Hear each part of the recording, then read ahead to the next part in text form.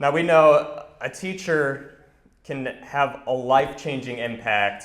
Our next speaker is a testament to how one teacher can change your trajectory in life. Leron McAdoo is an educator dedicated to shaping the creative minds of students. As a young student himself, he faced numerous hurdles, grappling with literacy and academic struggles. However, his life took a profound turn when he encountered Mr. Robert Drake, his 6th grade teacher. This pivotal encounter set Leron on a path of academic and personal growth. He emerged from his academic struggles, not only catching up, but then surpassing expectations. In addition to his accomplishments in the classroom, Leron McAdoo contributes his expertise and insights to shape education policies that benefit both students and teachers. Please welcome Leron McAdoo. Ladies and gentlemen, welcome to the Mcademy. My name is Leron McAdoo, Mc The HipHoptimist, the main sticker, miscellaneous. Everybody say, Get Mctivated! Get Mctivated! Well, you know, that's how I start my classes nowadays. I want to make sure everybody is ready to have some fun. And maybe I'll tell you a little bit about me. Actually, the introduction did that. It was all the things in my bio. It was things like the entrepreneur who founded Backyard, the Arkansas godfather of hip hop, a national slam poet, Arkansas bestseller, an artist, someone who owns an art gallery, TV and radio personality, a Teach Plus fellow, 30 plus years in the classroom, 30 plus years, and the one who created Mctivated, the motivational brand. Great things. I made some great accomplishments, but you know, it pales in comparison to the events that made me who I am. Those are the most important things because those events are the ones where the life lessons are. I was an illiterate 3rd grader. They wanted to hold me back. They wanted to retain me. And you know, the life lesson in that was make a plan or face a plan. If you don't make a plan for yourself, somebody else will have a plan for you. Yeah. The school had a plan for me. Their plan for me was, there's a 3rd grade teacher who actually needs another student, so we need you to be in her classroom so her class can make it. And they actually told my mother that. The prison system, you know, they had a plan. Their plan is, look at the test scores of 3rd graders and determine how many jail cells we need. But my mother had a different plan. And because of her plan, I'm not in that cell that they built for me. What happened was, she had a type of look, a type of energy. She had a type of understanding that she was getting across, even though she may not have said these words, this is what she was saying. I don't care if you take my son through 2 years of the same curriculum, and at the end of that journey, he's brilliant, he's a genius, he's the best and smartest 3rd grader ever. Give me a dumb 4th grader. Now, mind you, my mother hates that story. She didn't like the way I put those words together, but that was the feeling that she had. Let my son progress and move on. And we moved on,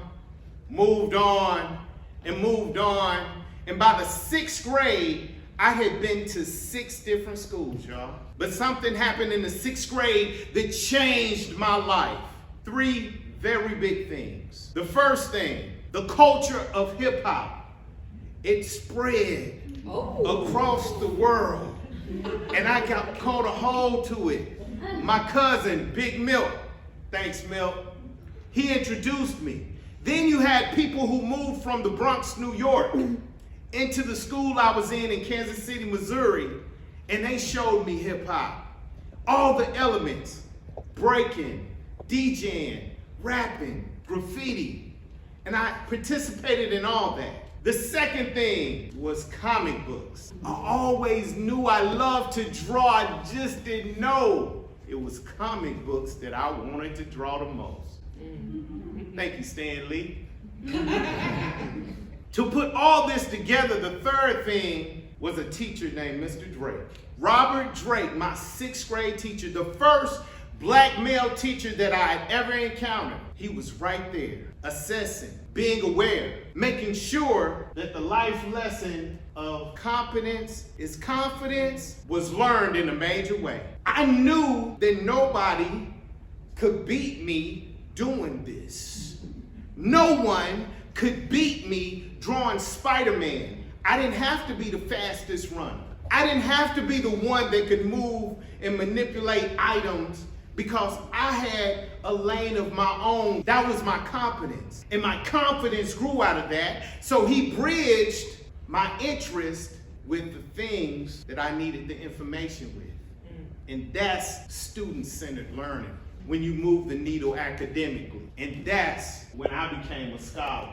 I was a scholar in school, but in the community, everyone does not like to have graffiti on their walls or some young child trespassing on their property or trying to figure out how this kid and his friends acquired all this spray paint. I had a little record. Unfortunately, my father was a minister.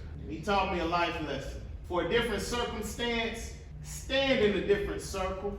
Go from a disciplined, needing young child to a red ed circle. Like I said, unfortunately, my father was a minister. He had this manual of sorts that he would reference, and it had a passage about a child and a rod.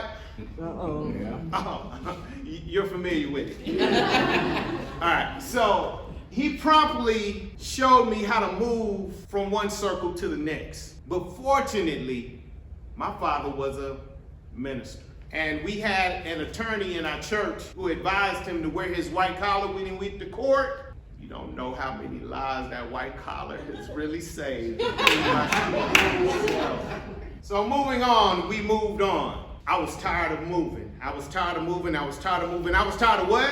Moving. I was tired of moving. So my solution to that problem was, let me move. As I was about to enter the 12th grade, my father got a new church in another city and he was going to move out of the city. I said, Pops, I don't want to move. I want to stay in this city and graduate in my high school. We made arrangements and made it happen.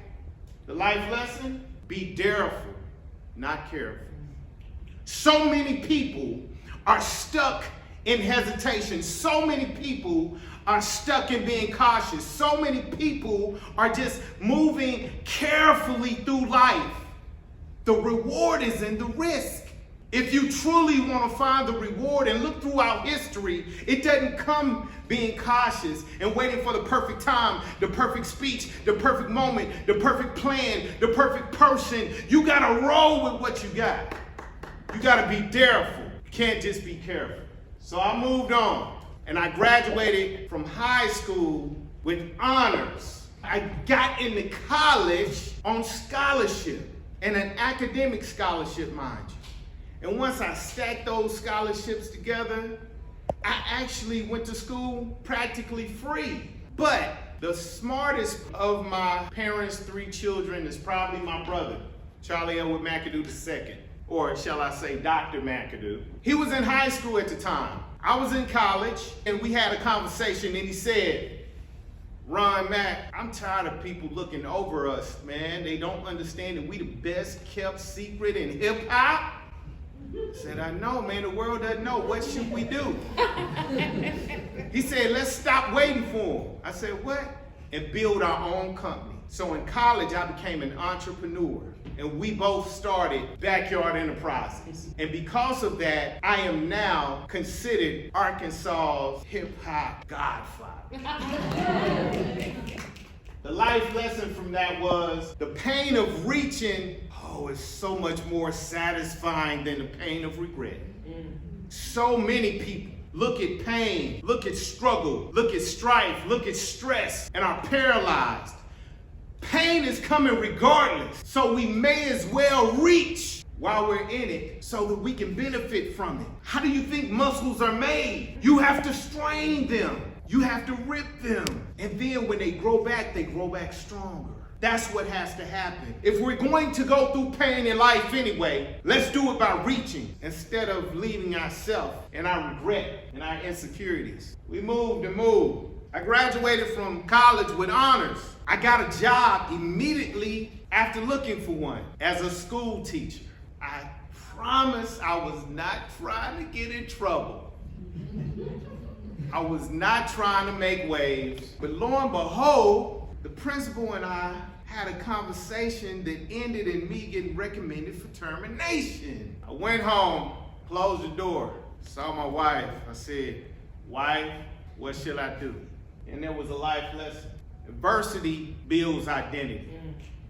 She said, "Whatever you decide, I'm 100% behind you." Do you mean the seed that's already within me can be allowed to grow into the tree it needs to grow into and branch out and bear fruit to feed this family? And that's what happened. You mean I can turn into the person I need to be? It's already inside of me. I can actually let that person out.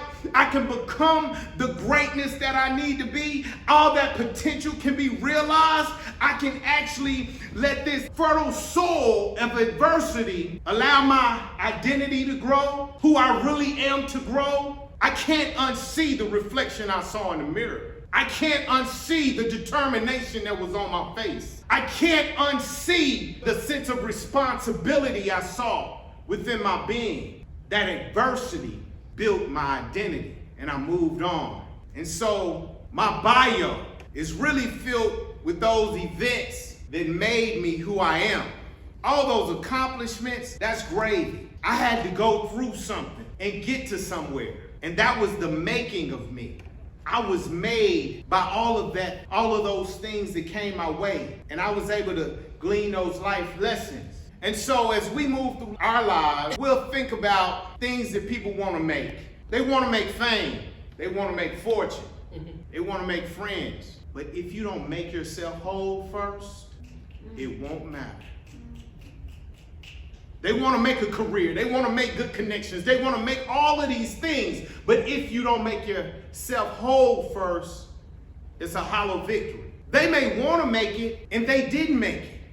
And they're depressed because they didn't make friends. They didn't make family. They didn't make fame. They didn't make fortune. And they're so depressed because they didn't make themselves, they hurt themselves. It becomes fatal when you don't make those things and depressed about it and don't make yourself, or even make those things and don't make yourself. How many celebrities have we seen who made good connections, made good friends, made good career moves, made good money? It was fatal because they hadn't made themselves whole. And for me, making yourself whole is a spiritual thing. So there's a challenge I issue to us. That's right, myself as well as you. That as we go through our making, we make ourselves whole first. Thank you.